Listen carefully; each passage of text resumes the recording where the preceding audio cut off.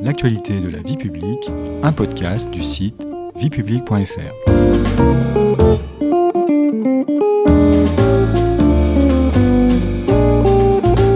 Bonjour à tous, bonjour Patrice. Bonjour Stéphanie. Il y a 40 ans, presque jour pour jour, débute à l'Assemblée nationale le débat qui conduira les parlementaires à voter la loi abolissant la peine de mort en France. Cette loi promulguée le 9 octobre 1981 vient mettre un terme à un combat qui aura vu s'affronter en France pendant près de 2 siècles les partisans et les opposants à la peine capitale. Notre podcast L'actualité de la vie publique vous propose une nouvelle série consacrée à cette grande loi de la Ve République. À travers cette série de 4 épisodes, nous reviendrons sur les événements qui ont conduit au vote historique d'octobre 1981. Nous vous aiderons également à comprendre les ressorts du débat entre abolitionnistes et anti-abolitionnistes et les raisons pour lesquelles aujourd'hui un rétablissement de la peine de mort en France est devenu très improbable.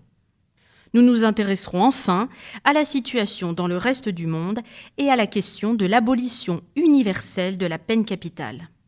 Au sommaire de ce premier épisode, l'abolition de la peine de mort, une grande loi de la Ve République. La parole est à Monsieur le garde des Sceaux, ministre de la Justice.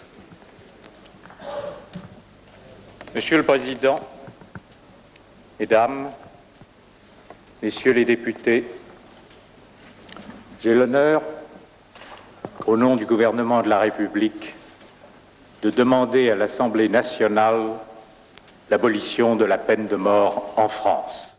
Première question, Patrice. Qui a aboli la peine de mort en France ? Lors de l'élection présidentielle de mai 1981, le candidat du Parti socialiste, François Mitterrand, compte parmi ses soutiens un des juristes les plus fermement engagés dans la lutte contre la peine capitale, Robert Badinter, professeur de droit et avocat. Au cours de la campagne électorale, François Mitterrand se déclare en faveur de l'abolition de la peine de mort et décide d'en faire un des plus importants engagements de son programme électoral. L'abolition de la peine capitale est la 53e proposition des 110 que compte le programme du candidat du Parti socialiste. Il faut également rappeler que cette proposition faisait l'objet d'un consensus au sein de la gauche. Tous les partis de gauche avaient en effet inscrit l'abolition de la peine capitale à leur programme.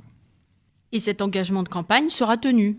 Oui Stéphanie, il sera tenu. François Mitterrand est élu le 10 mai 1981 et Robert Badinter devient ministre de la Justice, garde des Sceaux, dans le gouvernement de Pierre Mauroy, le Premier ministre de l'époque. Moins de 6 mois après l'élection, la peine de mort est abolie en France. Cette abolition est l'aboutissement d'un long combat qui aura duré près de 2 siècles. Pourquoi peut-on dire que Robert Badinter a joué un rôle déterminant dans l'abolition de la peine de mort ? D'abord, en tant que ministre de la Justice, c'est lui qui a porté et défendu le projet de loi d'abolition à l'Assemblée nationale.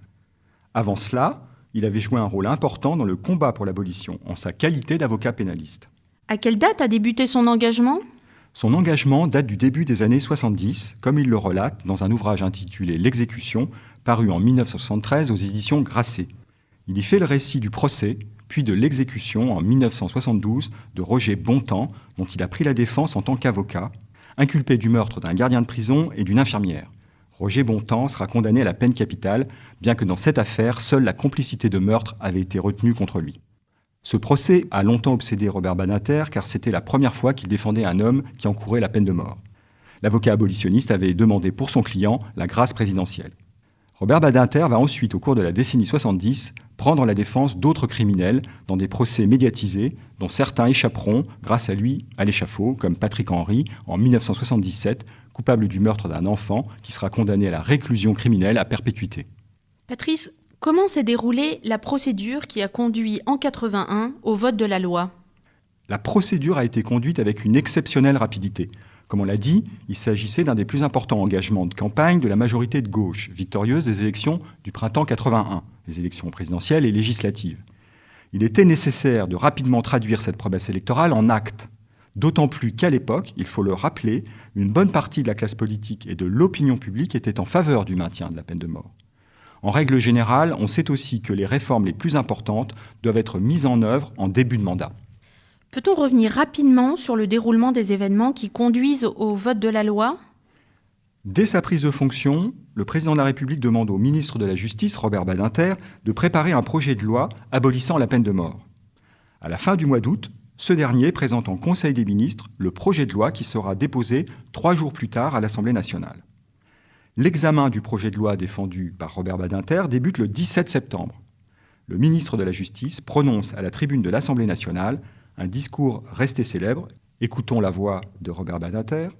Je dis que la question ne se pose pas, et nous le savons tous bien, en termes de dissuasion, en termes de techniques répressives.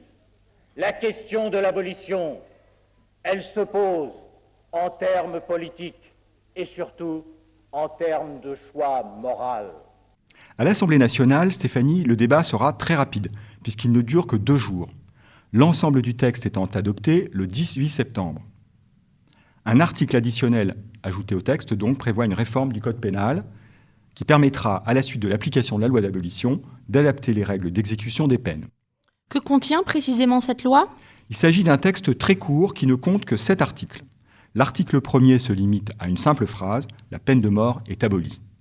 L'article 2 prévoit le remplacement de la peine de mort par la réclusion criminelle à perpétuité, c'est-à-dire une peine de prison sans limitation de durée prononcée pour un crime de droit commun, ou la détention criminelle à perpétuité, c'est-à-dire une peine de prison prononcée sans limitation de durée sanctionnant les crimes politiques.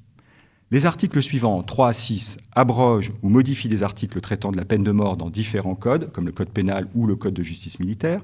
Enfin, l'article 7 rend la loi d'abolition applicable au territoire d'outre-mer et à Mayotte. Et comment se sont répartis les votes entre les partis ? Eh bien, l'ensemble du projet est adopté par l'Assemblée nationale. Le résultat du vote donne 363 voix pour et 117 contre. L'article 1er est adopté à la majorité de 369 voix contre 113. Les partis de gauche votent quasiment à l'unanimité en faveur du texte. À droite de l'hémicycle, 16 députés du Rassemblement pour la République, le RPR, dont son leader Jacques Chirac, votent pour l'abolition, ainsi que 21 députés de l'Union pour la démocratie française, l'UDF, le parti de l'ex-président Valéry Giscard d'Estaing, battu en 1981. Ensuite, c'est donc le Sénat qui, à son tour, a examiné le projet de loi, n'est-ce pas, Patrice ? Absolument. Le Sénat débute l'examen du projet de loi une dizaine de jours plus tard, le 28 septembre. Les débats au Palais du Luxembourg sont également rapides, se déroulant sur 3 journées. Plusieurs amendements visant à modifier le texte sont déposés. Un amendement en particulier, celui d'Edgar Faure, propose que la peine de mort soit maintenue pour les crimes les plus abjects. Cet amendement est finalement rejeté, tandis que les autres sont tous retirés. À la fin des débats, les sénateurs votent le projet de loi dans les mêmes termes que les députés, 160 voix pour et 126 contre. Le texte est donc définitivement adopté. Combien de temps s'est-il passé entre le vote du Sénat et l'abolition effective de la peine de mort ? La loi est promulguée par le président de la République le 9 octobre. Celle-ci est publiée le lendemain au Journal officiel de la République. Vous le voyez, Stéphanie, la peine de mort a été abolie en un temps record. Et pouvez-vous nous dire, Patrice, quelle est la situation chez nos voisins européens au moment où la France abolit la peine de mort ? La promulgation de la loi du 9 octobre 1981, Stéphanie, fait de la France le 36e État du monde à abolir la peine de mort. En ce qui concerne l'Europe, la France était le dernier pays d'Europe occidentale et de la Communauté économique européenne, CEE, à avoir procédé à une exécution, le 10 septembre 1977 à Marseille.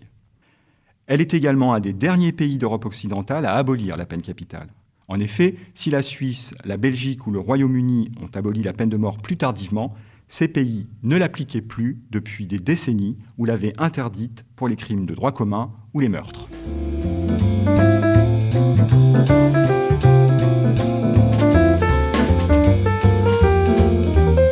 Eh bien, c'est la fin de cet épisode. Merci Patrice.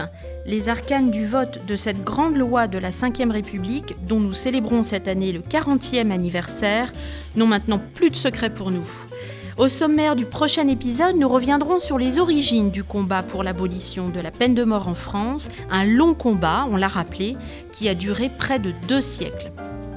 Vous pouvez réécouter cet épisode et toute la série sur vos plateformes préférées et notre chaîne YouTube. N'hésitez pas à vous y abonner.